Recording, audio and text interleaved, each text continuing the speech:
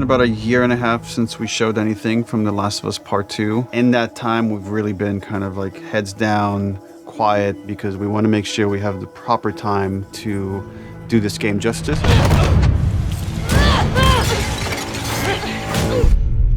It's definitely our most ambitious in scope game that we've ever made. We really wanted to wait until we had something awesome and new and exciting to talk about because we've been so mysterious. Outbreak Day has always been a way for us to communicate with the fans about The Last of Us. It was like the day the outbreak happened in the fictional world of The Last of Us. And once we had this opportunity to line everything up for Outbreak Day, or in this case, kind of an Outbreak Week, we decided to put out a story trailer with the date of when the game's coming out, and then show the press actual gameplay, let them get hands-on with the game. We're always trying to strike a balance of getting people excited for this game, show them a bit more of a glimpse of the themes this game is about, the cycle of violence, this idea of how far would you go to exact revenge to bring justice to the people you love. And then we also show that Joel is back and you get to see him for the first time. What the hell are you doing here? You think I'd let you do this on your own? So we're coming into that first demo in wintertime where snow covers much of the ground, much of the buildings, all the surrounding areas. We see what's life like 25 years after a pandemic has wiped out most of mankind. We pick up Ellie, who was 14 in the first game, is now 19. She's living in the city, Jackson. Which is where Ellie and Joel have been living for the past 4 years in this sweet settlement. What we come upon is their regular day-to-day life. We're coming in on Ellie and Dina, her best friend, patrolling the outskirts of Jackson, looking for infected to clear out to keep the area safe. Ellie and Dina at this point have been friends for several years, but there's been underlying romance between these two characters. From the demo we put at E3, where you saw this festival and this dance, and these two characters kissed for the first time, this demo takes place the day after. And then over the course of the level, they encounter some truly dangerous things. We wanted, just across the board, to make the enemies more threatening, to raise the tension that we started establishing with the first game. So that means the infected, even the lowest class, the runners, are more dangerous. Something that was really important to us was empowering all of our characters, right, and making them all equal. Ellie, as we saw in the first game, is incredibly capable, but this is a world where you need to be capable to survive, and we wanted to empower everybody. And the way that reflects in combat is, Dina is way more effective. So when we have Dina going out, while she may seem the less hardened character, she knows how to use a gun, she knows how to stealth, she knows how to kill a clicker as well as Ellie.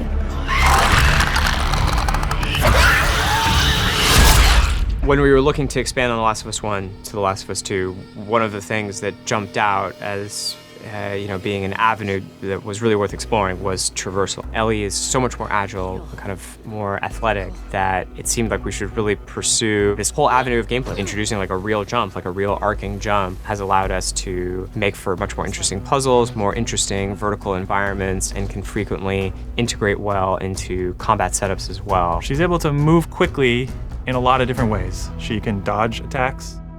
She can squeeze through, we call them squeeze-throughs. Oh, looks like I could fit through that. Oh, I can fit through that, that's cool. And that has been such a great integration into the combat loop of like, you're fleeing an enemy, or you're trying to get a flank, you're in stealth, and you just kind of like scooch into a room or behind an object.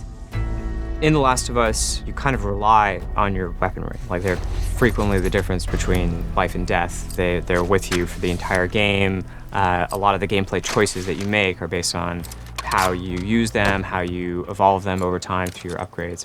We really wanted to give an opportunity to look at them up close, to interact with them physically.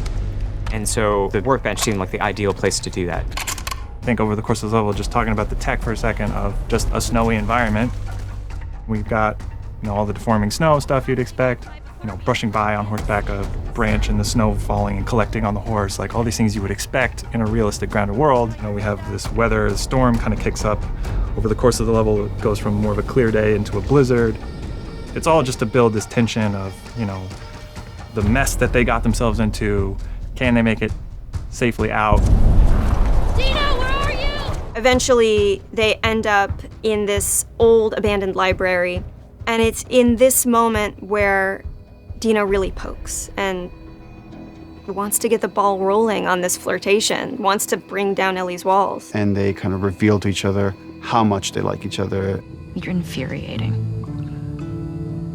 Have you met you?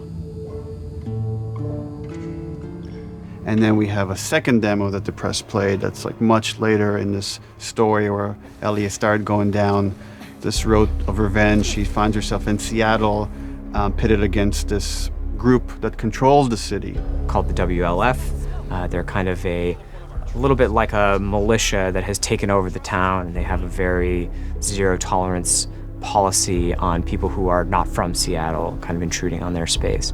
And she hears over the radio that a male trespasser has been spotted, and she knows that the WLF are closing in on him. And so we find her negotiating this abandoned hillside suburb. And she's running into this new enemy type of guard dogs that the WLF are using. Dogs have a new sense of perception to bring to the table, which kind of puts this really interesting wrinkle on stealth gameplay, where so far you've been dealing with sight and sound, trying to stay out of sight, trying to move slowly to be quiet.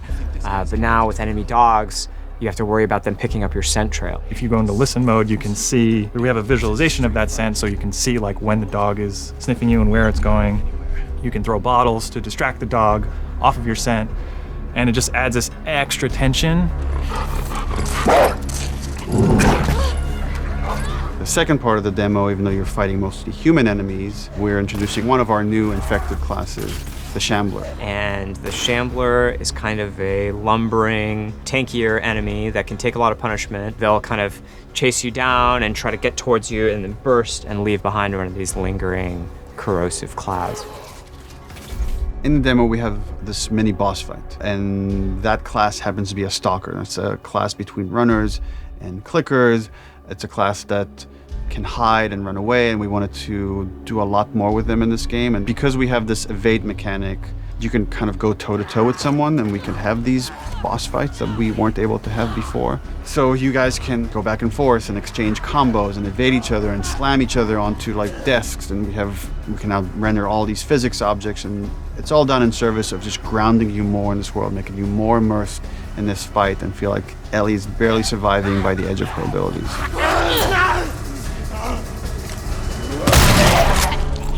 So for The Last of Us 2, we've kind of almost completely overhauled the player upgrade system. For the first time in the game, you're able to learn entirely new crafting recipes just via the upgrade system. These are abilities that make your character feel really different. You are really able to pursue the playstyle of your choice and kind of make the Ellie that you're playing your individual Ellie. We designed the whole experience to be something where it's a balanced stealth experience where you have a lot of tools to escape, you have a lot of tools to evade, you can entirely stealth past everyone. Got something. We'll look into it. And then the other big thing we did to immerse the player is make the human enemies much more threatening. They communicate a lot more between each other. Their AI is much more sophisticated. We rewrote most of the systems for this game. So much of this game is a conversation about the cycle of violence and how do we make violence feel impactful to the player. You can't stop this. Enemies have names. So when you're going around and you shoot someone, you might hear someone yell their buddy's name and they're now upset and agitated, and that changes their behavior. What is it? Someone took him out! We got something. To make a fully realized world, to really honor the impact of this violence, you have to honor every person in it. Nobody's a hero here. The demo is 2 to 3 hours of the game. You're seeing 2 different seasons, 2 different times of the year. It feels like a lot, and it's a tiny fraction of this entire game. And as we get closer to release, we're going to show more and more of the game, but we're going to be very mindful and conscious to not spoil like big things about this game. And I'm just super stoked for people to finally see the whole thing once it's out on February 21st, 2020.